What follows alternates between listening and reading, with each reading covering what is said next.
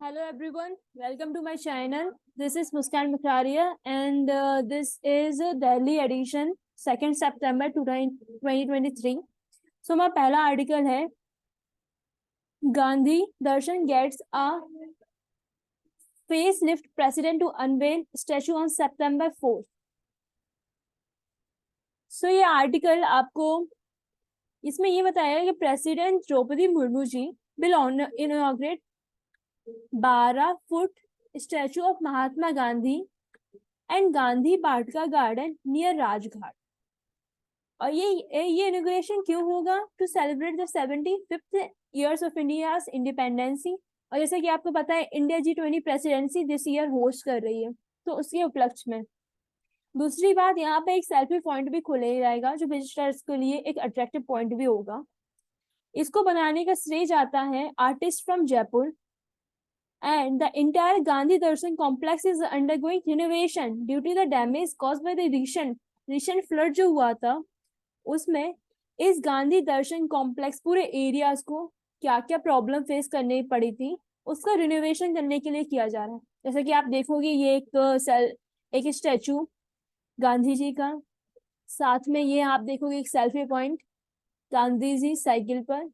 तो ये स्टैचू रहेंगे महात्मा गांधी का। बेसिकली महात्मा गांधी के इस टाइम पर क्या यूज है और गवर्नमेंट के क्या इनिशिएटिव हैं वो कल्चर हेरिटेज को मेंटेन करने के लिए। सो ये आर्टिकल इम्पोर्टेंट है, ठीक है।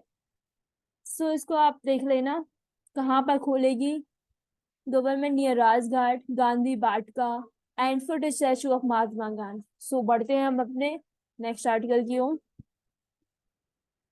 सो ये आर्टिकल है Assam's unsung hero rediscover on stage. So यहाँ पर एक unsung hero, basically a female unsung hero name Mangri Orang was sought by the Britishers in 1921 for leading a fight against foreign liquor, जो विदेशी शराब के खिलाफ, एंड ओपियम।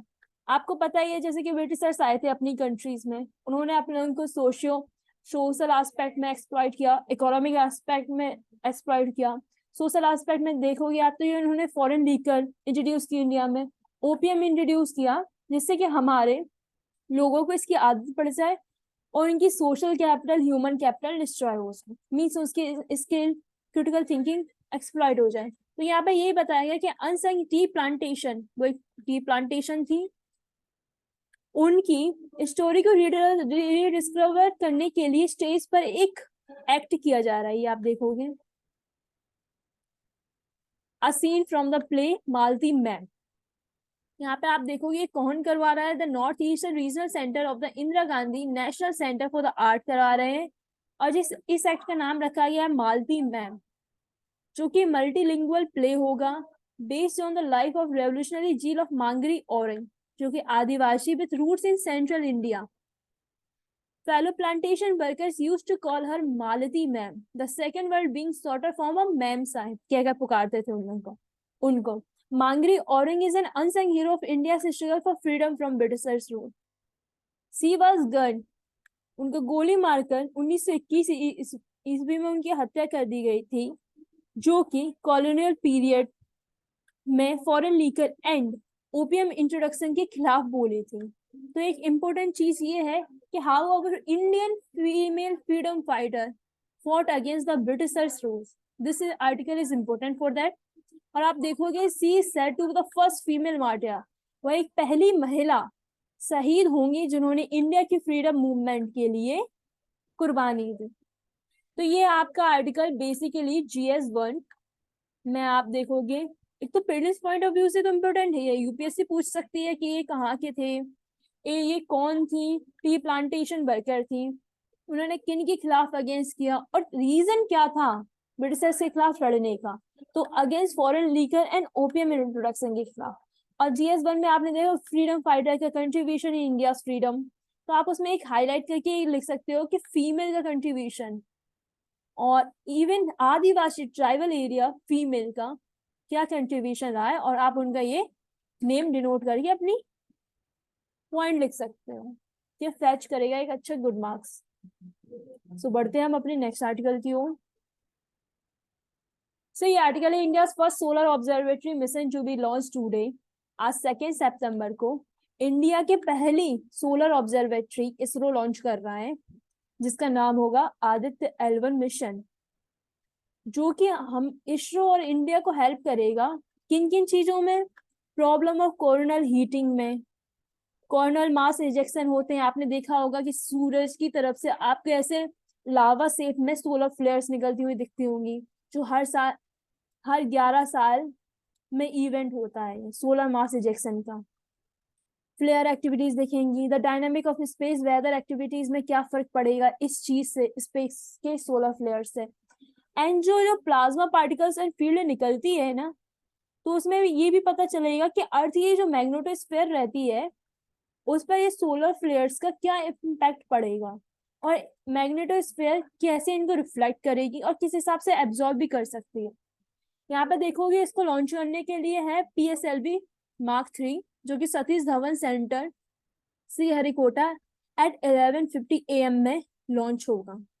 ठीक है, this PSLV C57 Aditya L1 mission can be counted as one of the longest mission involving ISRO's workhorse launch vehicle. एक one of the longest mission, time period के हिसाब से एक लॉन्गेस्ट मिशन रहेगा।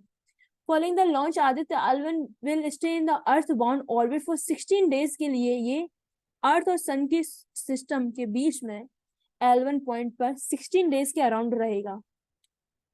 इसमें आप एक और बात देखोगे कि Aditya L1 will stay approximately 1.5 million kilometre away from the earth. Earth के जो एटमॉस्फेयर से है उससे लगभग 1.5 मिलियन किलोमीटर दूर आपका L1 मिशन रहेगा। L1 लैग्रांज पॉइंट रहेगा। आपने देखा होगा कि धरती ये है ना, ये धरती और सूरज,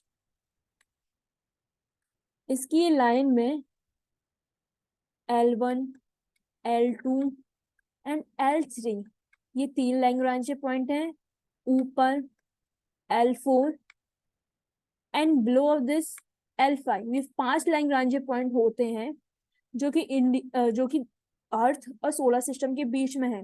अब हम लोगों ने चुना इसको L1 को, क्यों? क्योंकि ये धरती और सूरज के बीच में एक मिनिमम बैलेंस पॉइंट डिनोट कर रहा है, तो ये हम लोगों को ज्यादा प्रॉब्लम नहीं होगी यहाँ पे अपने ऑर्बिट को रखने में, जिससे वो बिना किसी प्रॉब्लम से अर्थ और सोलर सिस्टम में जो एक्टिविटीज होती हैं उनको देख सके। और towards the sun, this is about 1% of the earth system. हमने देखा है कि L1 खुद धरती के एटमॉस्फेयर से, अर्थ के एटमॉस्फेयर से 1.5 मिलियन किलोमीटर दूर है, जो कि मात्र अर्थ और सन की डिस्टेंस का सिर्फ 1%। सो आप अंदाजा लगा सकते हो कि सूरज धरती से कितना दूरी पर। तो ये आर्टिकल बहुत इंपॉर्टेंट है आपके GS3 पॉइंट ऑफ व्यू से, कि India's achievement in mission, in atmosphere mission. जैसे रिसेंटली आपने देखा होगा कि चंद्रयान 3 लॉन्च हुआ, जो कि सक्सेसफुल भी रहा। अब ये आदित्य L1 मिशन के भी सक्सेसफुल होने की गुंजाइश लगाई जा रही है, जो कि इंडिया का पहला सोलर ऑब्जर्वेटरी मिशन रहेगा। सो बढ़ते हैं हम अपने नेक्स्ट आर्टिकल की ओर। सो ये आर्टिकल है एडिटोरियल सेक्शन का, altering status quo, restoring the popular rule in Jammu Kashmir and its statehood ought to be priority. इस आर्टिकल में बेसिकली ये बताया गया है कि जैसे कि 2019 में जम्मू कश्मीर का स्टेटहुड को हटा करके वहां पे प्रेसिडेंट रूल लगाकर उसको UT डिक्लेयर कर दिया गया, लेकिन अभी 4 साल होने के बाद भी उसको स्टेटहुड दोबारा देने की कोई गुंजाइश नजर ही नहीं आ रही है। तो ऑथर यही बता रहे हैं कि ये बहुत डिसअपॉइंटिंग है कि उनको स्टेटहुड टाइम पर देने के बावजूद नहीं दिया जा रहा है। और when queried by the supreme court bench, supreme court ने रिसेंटली ये बोला है कि आप ये 370 आर्टिकल को आपने अब्रोगेट कर दिया, एंड 35A में भी जो स्पेशल प्रोविजन थे जम्मू कश्मीर को आपने उसको भी हटा दिया, लेकिन आप स्टेटहुड कब तक दोगे? तो solicitor general unable to give an exact time periods, means अभी सेंट्रल गवर्नमेंट का कोई डिसाइड ही नहीं है कि वो कब तक स्टेटहुड देने का ट्राई करेगी। Along the President Declaration of Article 370 as an inappropriate and application of the whole of the Constitution, the state was reorganized into 2 new union territories.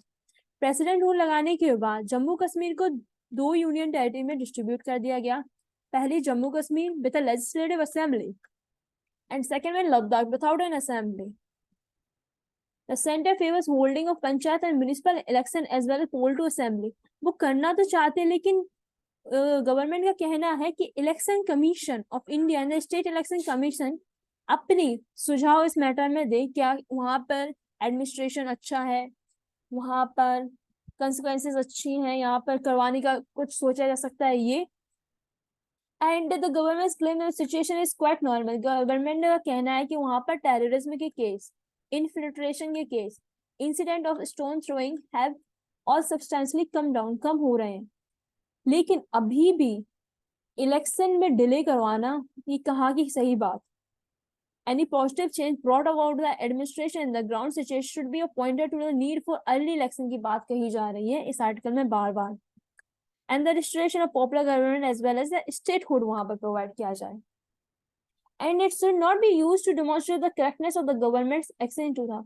इसमें यह बताया गया कि हाँ मान लिया आपने 2019 में जम्मू कश्मीर के स्टेट अपग्रेडेशन करवा दिया थ्रू आर्टिकल 370 एंड 35A, लेकिन आप इसको डिले इन इलेक्शन करके जस्टिफाई नहीं कर सकते. अगर वहां की सिचुएशन सही हो रही है तो कायदे से आपको वहां पर स्टेट हुड प्रोवाइड करवाना चाहिए, वहां के लोगों से बातचीत करनी चाहिए, एक पार्टिसिपेटरी गवर्नेंस सिस्टम अलाउ करना चाहिए, ये ऑथर का कहना है.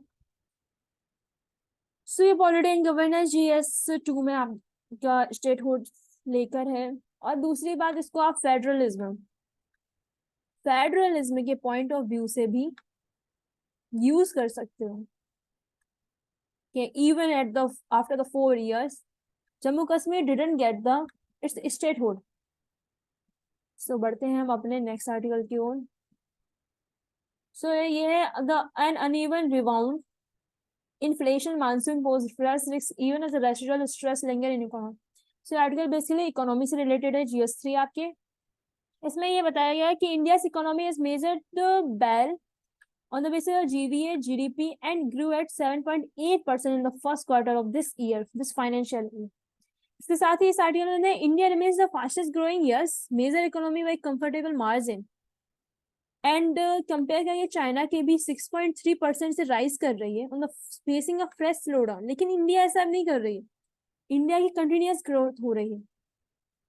लेकिन उन्होंने चैलेंजेस भी बताए हैं कि गुड्स एक्सपोर्ट्स में जो गवर्नमेंट ने अभी रिसेंटली आपने देखा होगा कि राइस के एक्सपोर्ट पर बैन लगा दिया for its domestic purposes, for its प्रधानमंत्री गरीब कल्याण अन्न योजना में देने के लिए. और इस साल प्रोडक्शन में डेफिसिट भी हुआ है, तो गवर्नमेंट ने बैन लगा दिया है. And domestic pressure from the regional spread inflation likely to weak monsoon की वजह से भी, जैसे मैंने बताया था कि डेफिशिएंट प्रोडक्शन हुआ है, उसका बेसिकली रीजन है weak monsoon in this year because of El Nino की वजह से ये कंडीशन आ रही है, जिससे कि क्रॉप यील्ड तो में लॉस हो ही रहा है. और जो हम लोगों ने सपना देखा था कि डबलिंग फार्मर्स इनकम, उसमें भी एक झटका सा लग रहा है इस चीज को लेकर. आगे राइटर बोलता है कि while the government has been asserting that the private investment cycle has finally taken off, government का ऐसा कहना है कि प्राइवेट इन्वेस्टमेंट की साइकिल, मतलब प्राइवेट कस्टमर इंडियन इकोनॉमी में इन्वेस्टमेंट करें ऐसा हो रहा है. And gross fix capital formation, लेकिन ग्रॉस फिक्स कैपिटल फॉर्मेशन की जो डाटा है वो अलग ही शो कर रहे हैं. वो बता रहे हैं कि स्टिल गवर्नमेंट की holding in investment purposes is still high as compared to the private investment.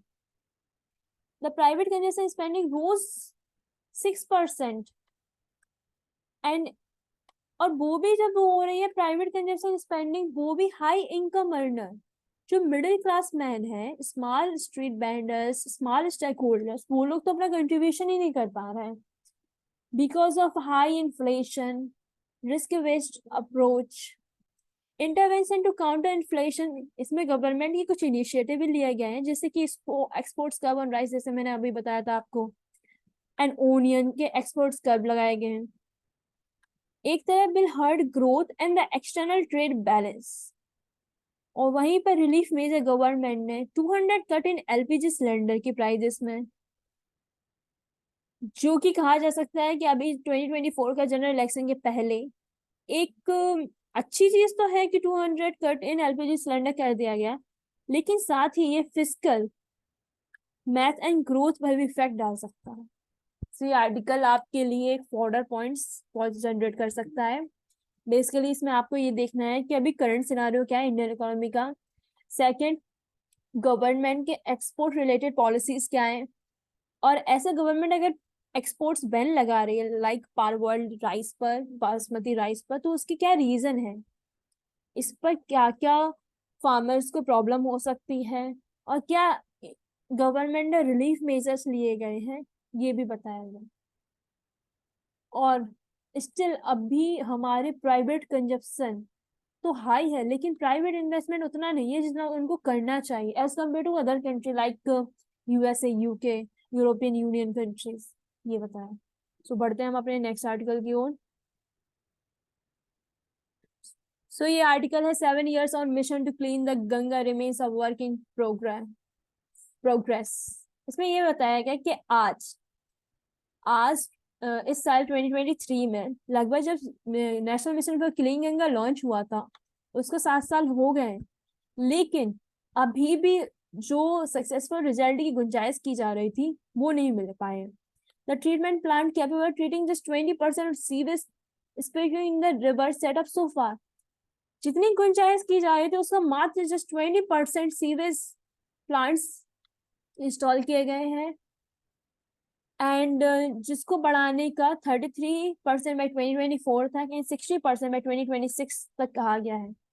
Centre said will only build capacity for 7,000 million litre per day जो सीवेज जनरेट होगा उसका, and state must set up the rest.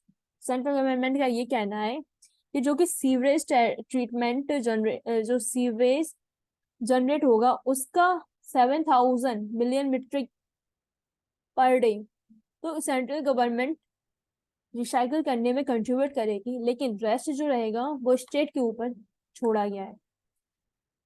जब ये launch हुआ था national mission for clean Ganga, लगभग 20,000 करोड़ का investment किया गया था, लेकिन अभी एस्टिमेटेड डाटा से पता चला है सिर्फ 20% ही सीवेज एस्टिमेटेड सीवेज जनरेटेड को रिसाइकल किया गया है। These calculations are premised on sewage to the around 11,765 million liters per day, जो कि 5 states Uttarakhand, Uttar Pradesh, Bihar, Jharkhand and West Bengal generate करते हैं all over the course of the river Ganga. इतना मिलियन लीटर्स पर डे, आप समझ सकते हो कितना सीवेज इकट्ठा होता होगा। दूसरी बात, the main objective of Namami Gange mission is to ensure that no untreated sewage flow into the river. इसका मेन यही था कि untreated sewage flow river Ganga में तो होना ही नहीं है for its cleanness purposes and conserving the cultural heritage sites of India. From 2014, when the mission was first announced, only 811 million liter per day of capacity in 2021 recycle completed हो पाई है। Several plants, उन्होंने इसमें reason भी बताया कि ऐसा होने में क्या दिक्कतें हो आ रही हैं। several plants took time the commission as there are problem with land acquisition। आपको पता ही है जैसे लैंड एक्विजिशन एक्ट है 2023, उसमें भी कुछ प्रोविजन ऐसे डाल दिए गए हैं कि गवर्नमेंट को लैंड एक्विजिशन करने में ही प्रॉब्लम होगी, तो एक प्रॉब्लम इसको ही बताया गया है। और दूसरा, the reverse water quality is now with in the present. लेकिन सक्सेसफुल होने के एक गुंजाइश ये भी लगाई जा रही है कि पहले जो रिवर गंगा का पानी था उसमें आप वाथिंग मीन्स नहा भी नहीं सकते थे, इतनी गंदगी थी, लेकिन अभी प्रिस्क्राइब लिमिट्स ऑफ नोटिफाइड आप उसमें प्राइमरी बाथिंग वाटर क्वालिटी इतनी अच्छी, इतनी हद तक अच्छी हो गई है कि आप नहाने का ट्राई कर सकते हो। And the sign of improvement water quality along the Ganga was the rise in dolphin population.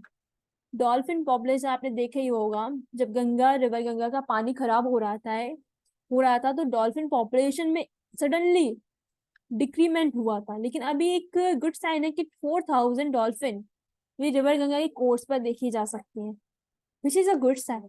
और फिशरमैन ने भी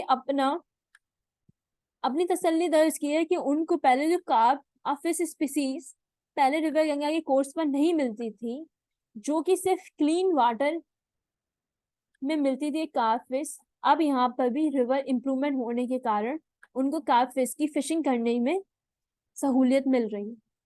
तीसरी बात, the typical parameter use by central pollution control such as the level of dissolve oxygen, biochemical oxygen demand, and fecal coliform vary widely along various stretches of the river.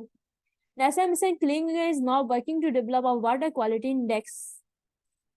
NASA mission Clean Ganga के अंदर ही हम लोग एक water quality index generate करेंगे on the same line air quality index to avail the better commitment about river water quality को अच्छे से जांचने के लिए एक वाटर क्वालिटी इंडेक्स भी लॉन्च करेगा national mission clean.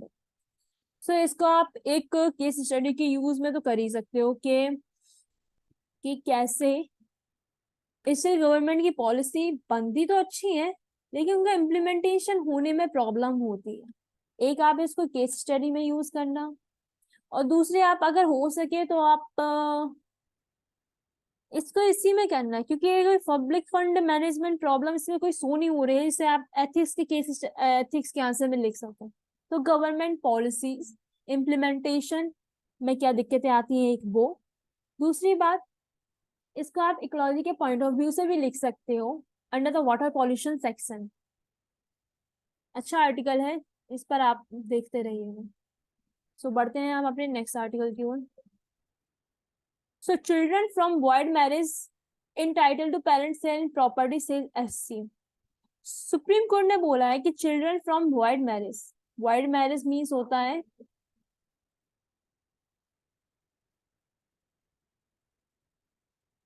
parents share in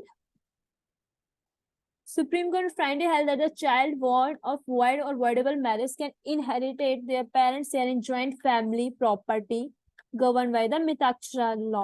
आपने देखा होगा कि हमारे हिंदू फैमिली लॉस जो होते हैं वो ज्यादातर एक मिताक्षरा स्कूल लॉ पर चलते हैं, और दूसरा है दया भाग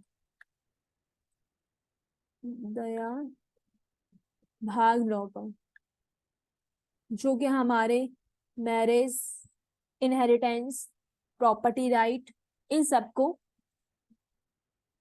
जज करते हैं, इनके लिए लॉज बनाए। तो डीवाई चंद्रचूड़ ने बोला है कि child would not be entitled to rights in order to property of any other person. उन्होंने साथ में बताया सिर्फ उनके जो पेरेंट्स हैं उन्हीं से उनको मिलेगा प्रॉपर्टी राइट्स, ना कि और किसी पेरेंट्स की प्रॉपर्टी, और ना कि उनके पेरेंट्स की फैमिली मेंबर्स हैं।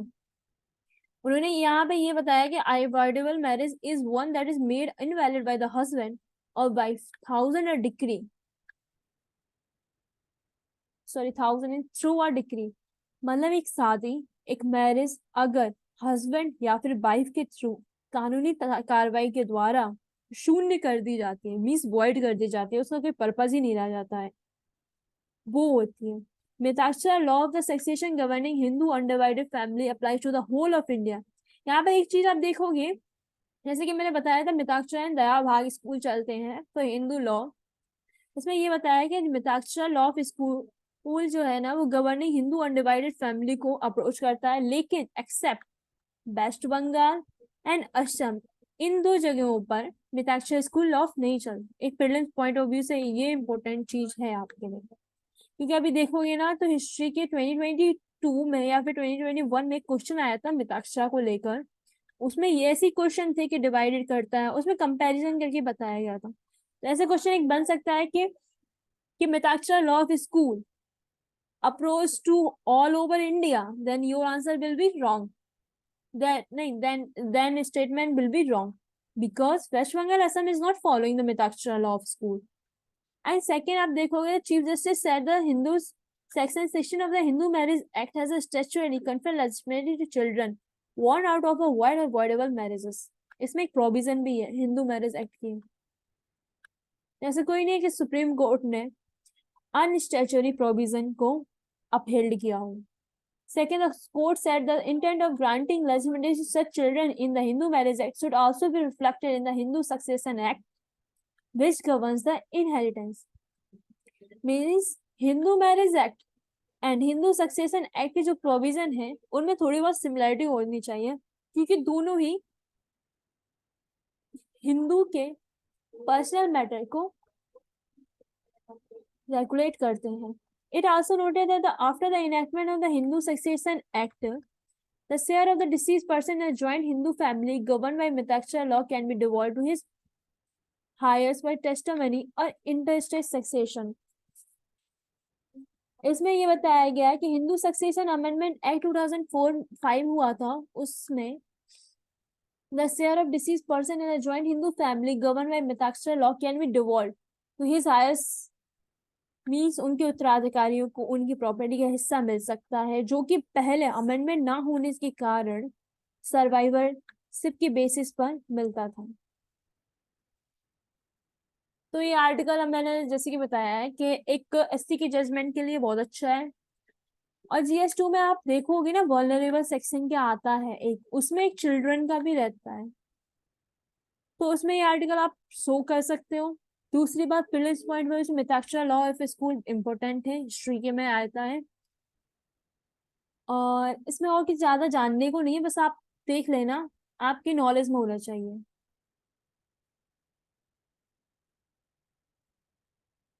सो हमारे आज के आर्टिकल्स खत्म हो गए. सो थैंक यू. अगर आपको ये एनालिसिस ऑफ द हिंदू 2 सितंबर 2023 अच्छा लगा हो, सो कीप वॉचिंग, सब्सक्राइब कर दीजिएगा, लाइक कर दीजिएगा और हमारी मेहनत को साकार कर दीजिए.